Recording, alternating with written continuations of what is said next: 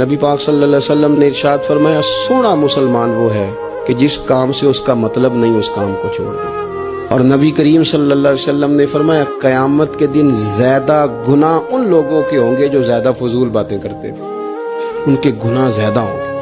فضولیات سے بچیں، اپنے اوقات کار زندگی میں مرتب کریں۔ ہم پتہ کیا کہتے ہیں، 1 منٹ میں آیا، تو 1 منٹ ٹھہر، میں یہ محاورہ ہے ہمارا، 1 منٹ دے ذرا مجھے۔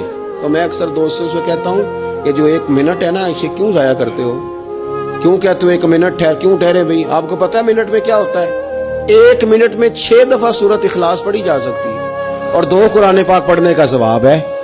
1 منٹ کے اندر 26 مرتبہ کہا جا سکتا ہے سبحان اللہ و بحمدہ سبحان اللہ العظیم۔